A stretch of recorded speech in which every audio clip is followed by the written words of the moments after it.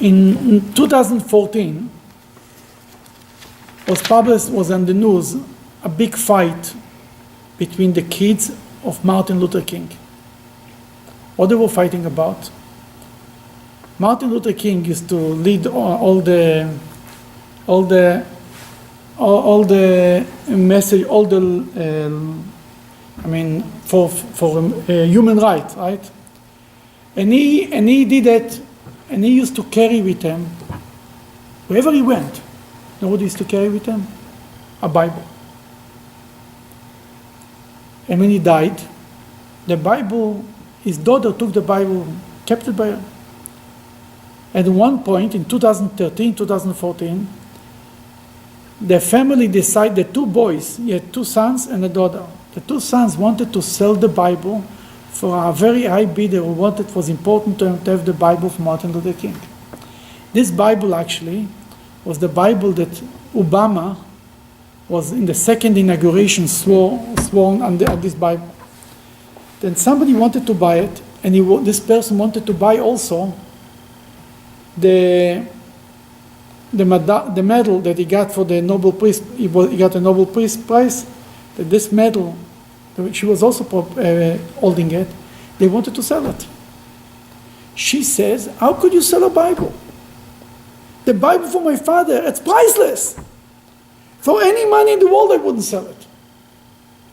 They say, "You want to sell it?" She doesn't want to sell it. They went to court. They took it to court. The court told them, they are the majority. It's an estate. Everyone has a vote, and the majority cannot do anything.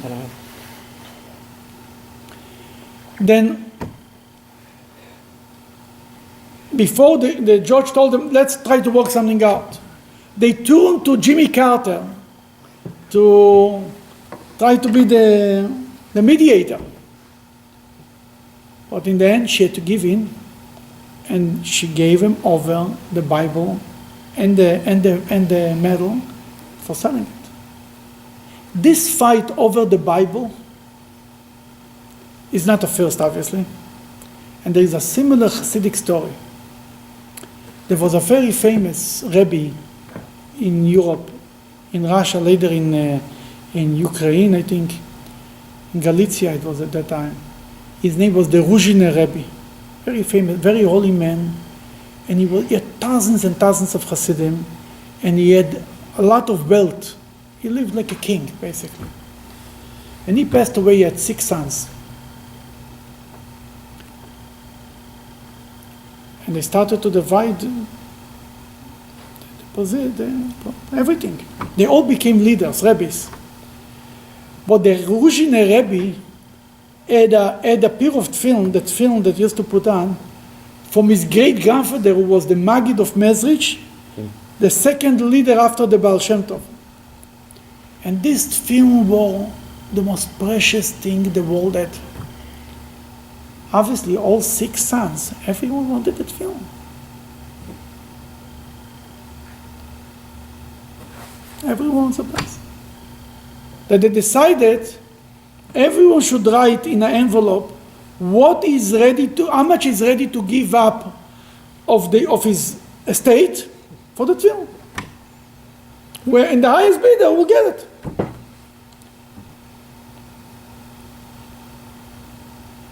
Then everyone put an envelope, and put in an envelope.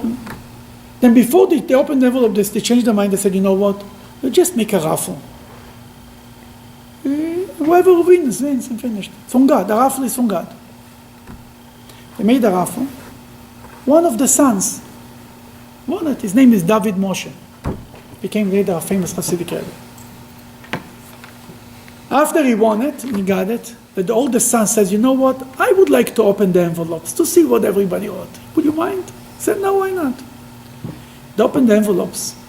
This David Moshe wrote in the envelope that he's ready to give up everything for that film. He's ready not to take anything, just that film. That from God, the lottery proved why he got it, because he was ready to do it. That's why Hashem God apportioned him that film. The story doesn't end there. 2 years later, the oldest son was sitting once among Hasidim, discussing things, and he says, one thing I'm jealous. I envy my brother, David Moshe, that he has that film of the Maggid of Message, that he puts on that film every day. Two Hasidim there started to move on the chairs like very uncomfortable. Rabbi, we have something to tell you. He says, I remember when he won that film, and we saw how much you won it, we went secretly. We stole that film, we opened them up, we took out the inside of that film, there is parchment with the Shema and everything. We replaced it with other kosher parchment, we closed back that film, and we have the parchments with us.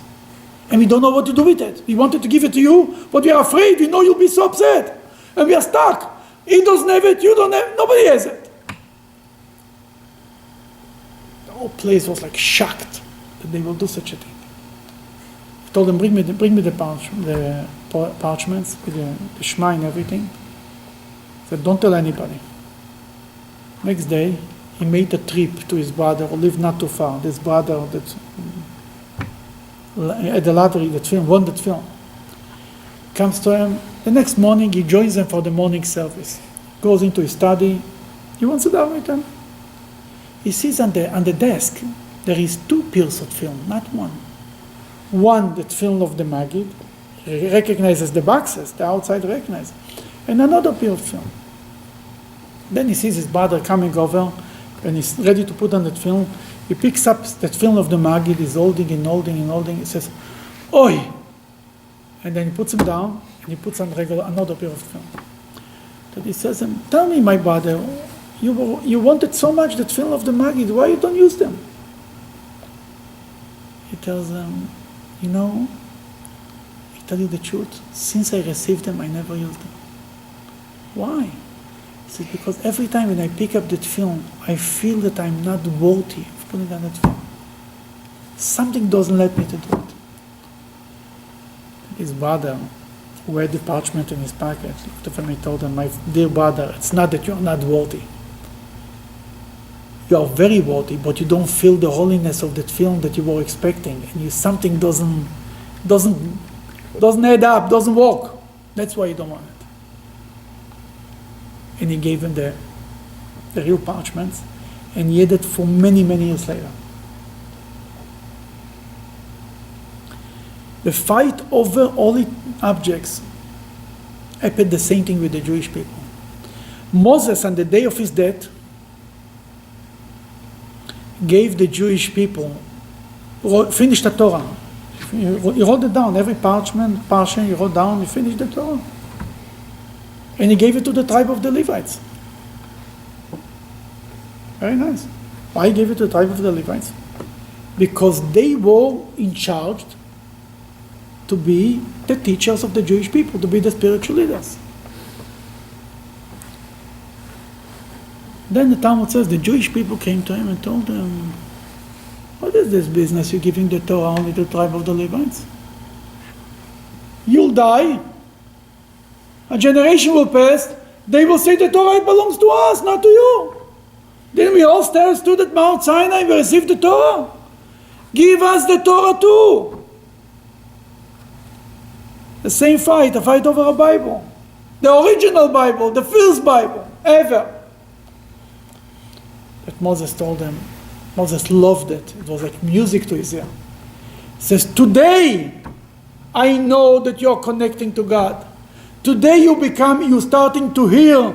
You have a heart to understand the words of God. What happened today? When he saw them, that they are ready to fight for the Torah. They're not fighting for manna. They're not fighting for meat. They're fighting for the Torah. Oh, no, this is the people. This is something I want to hear. Now, when sometimes you ask any lawyer who deals with estates, everybody's in court, brothers and sisters. You fight over the money. But the spiritual heritage that your parents leave, you don't have to fight. If your mother light candles, you can light candles, and you can light candles. Spiritual traditions. This is something that you can share. Physical things you cannot share. You have to hold on to. But spiritual things, everybody can have. As much as we cherish the physical, the material parts that our parents lived. Just a little bit should be just to the spiritual part. And then God can say to us, oh, today you're a nation, today you're a mensch. Finally you got it. You're fighting for something spiritual, you care for the spiritual part. That's what it's all about. It's about fighting for the right thing, not for the wrong thing. Fighting for a Bible, not for the money. Fighting for the tefillin. I tell people when the day that people will steal mezuzahs or tefillin in Solon, I know we reached a special day.